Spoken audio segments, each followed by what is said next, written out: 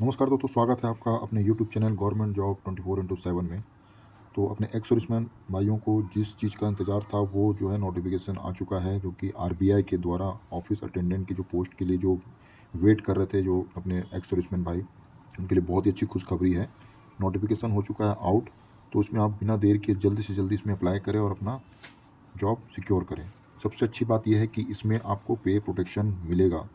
जैसे बैंकों में मिलता है पे प्रोटेक्शन, आपको पता ही है, वो आपको इस ऑफिस अटेंडेंट वाली जॉब में आपको 100% मिलेगा। तो चलिए हम बात कर लेते हैं क्या है नोटिफिकेशन में। 572 पोस्ट है इसमें ऑफिस अटेंडेंट की, और जो कि इसका ऑनलाइन टेस्ट होगा आपका, और दूसरा एक एलपीटी टेस्ट होगा, क्योंकि ये आरबीआई के द्वारा निकाली गई है। बैंक की वेबसाइट में आप इसमें जाकर के नोटिफिकेशन आप इसमें डाउनलोड कर सकते हैं। ये the full text advertisement available the bank website RBI.org.in में जाकर के आप इसमें देख सकते हैं।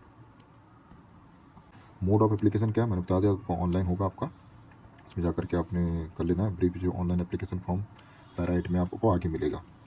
तो वेबसाइट ओपन लिंक हो चुकी है यहाँ पर 15 जनवरी से, जो कि 4 फरवरी तक जो है खुली रहेगी। पेमेंट फीस भी जो कि आपको 15 जनवरी से 4 फरवरी तक आपको पे करना है। और सबसे अच्छी बात यह दोस्तों, यहाँ पर जो कि एग्ज़ाम का डेट क्लियर मेंशन कर चुका है, तो आपको यहाँ पर जो है जी तोड़ मेहनत करनी पड़ेगी आपको जॉब लेने के लिए।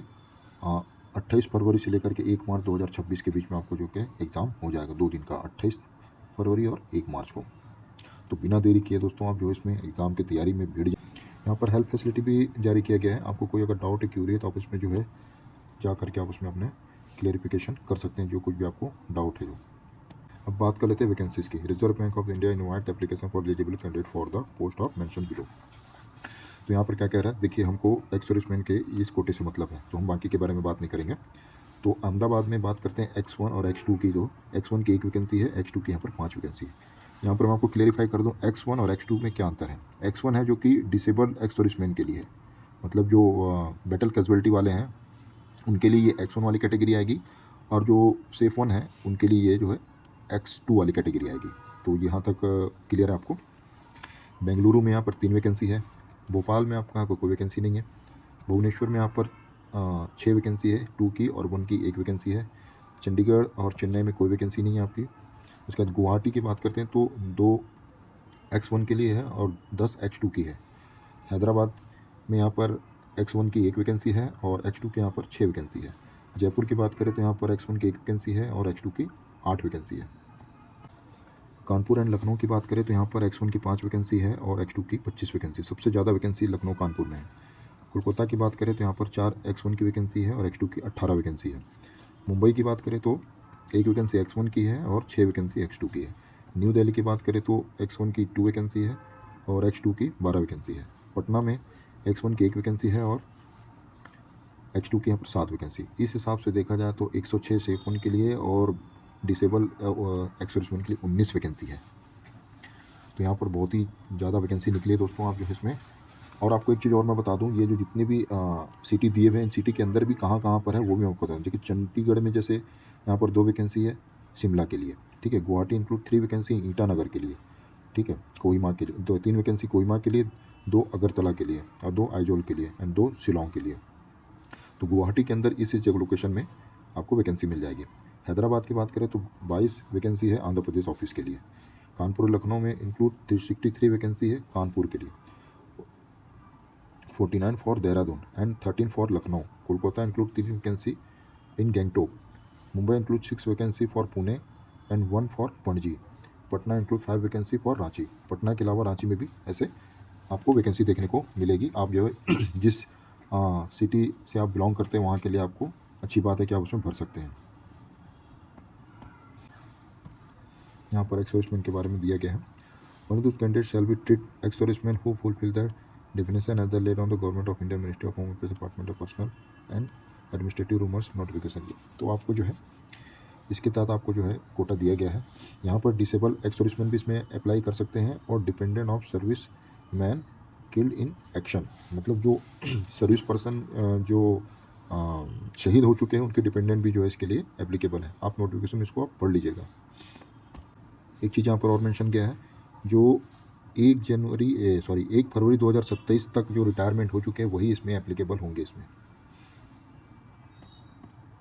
अब यहाँ पर एज की बात कर लेते हैं हम लोग एक्स सर्विसमैन के एज के लिए। तो यहाँ पर आपको पता ही है कि आपके टोटल सर्विस में से आपकी एज को माइनस किया जाता है, ठीक है। उसमें से जो बचता है वो आपकी कंपटीशन करने वाली एज मानी जाती है, और उसके अलावा भी उसमें 3 साल आपको छूट दी जाती है 3 साल की उसमें। तो यहाँ पर क्लियर मेंशन कर दिया गया मैक्सिमम 50 साल आपकी उम्र हो सकती है। 50 साल से अगर आपकी उम्र है तो आप इसमें एप्लीकेबल नहीं है। अगर आप 49 ईयर के हैं तो भी आप इसमें एप्लीकेबल हैं। एजुकेशन क्वालिफिकेशन की बात करें तो यहाँ पर 10th स्टैंडर्ड पास आपको जो है मांगा गया है। स्कीम ऑफ सिलेक्शन की बात करें तो यहाँ पर ऑनलाइन टेस्ट होगा जो कि मल्टीपल चॉइस होंगे। आपको रीजनिंग के 30 क्वेश्चन होंगे 30 मार्क के, जनरल इंग्लिश के 30 क्वेश्चन होंगे 30 मार्क के, और जनरल अवेयरनेस के क्वेश्चन 30 होंगे 30 मार्क के होंगे, न्यूमेरिकल एबिलिटी के 30 क्वेश्चन होंगे 30 मार्क के, टोटल 120 क्वेश्चन होंगे 120 मार्क के, 90 मिनट इसका टाइम होगा। उसके बाद आपका language proficiency test LPT test होगा। तो आप एलपीटी टेस्ट को दोस्तों हल्के में मत लीजिएगा, आपको जो लैंग्वेज आती है उसी सिटी से आप इसमें आप एग्ज़ाम फॉर्म भरें। आप ये नहीं सोच के ना भरें कि मैं एक्स सर्विसमैन हूँ मेरा हो जाएगा एलपीटी, मुझे वो नहीं करना है। एलपीटी मैंडेटरी है हर आदमी के लिए, हर जो इसमें एक्स सर्विसमैन है चाहे नॉन एक्स सर्विसमैन है, एलपीटी उनको दिलाना ही दिलाना है और इसमें पास होना मैंडेटरी है। तो इस चीज़ को इग्नोर ना करें आप।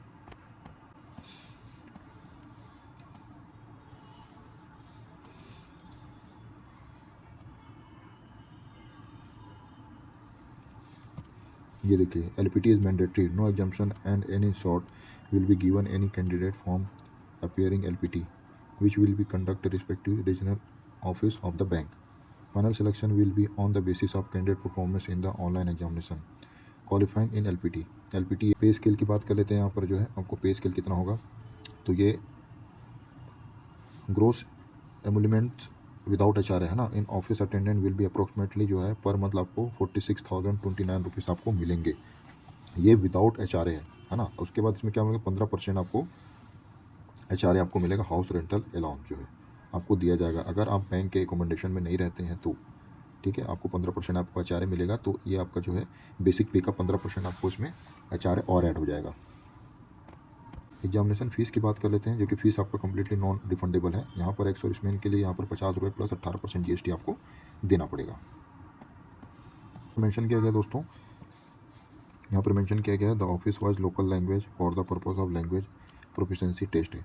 तो यहाँ पर देखिए गुजरात अहमदाबाद के लोग को गुजराती आना चाहिए, बेंगलुरु के लिए कन्नड़, भोपाल के लिए हिंदी और भुवनेश्वर के लिए उड़िया, चंडीगढ़ के लिए पंजाबी और हिंदी, चेन्नई के लिए तमिल, गुवाहाटी के लिए आसामी, बंगाली, खासी, मणिपुरी, बोजो, मिजो, इंग्लिश, ठीक है। Only for candidate from state Nagaland Arunachal Pradesh के लोगों के लिए। हैदराबाद में आपको जो है तेलुगु, जयपुर के लिए हिंदी, कानपुर लखनऊ के लिए हिंदी, कोलकाता के लिए बंगाली नेपाली, मुंबई के लिए मराठी कोंकणी, और न्यू दिल्ली के लिए हिंदी, और पटना के लिए हिंदी मैथिली। ये आपको लैंग्वेज आना चाहिए, इसी का आपका एलपीटी टेस्ट होगा।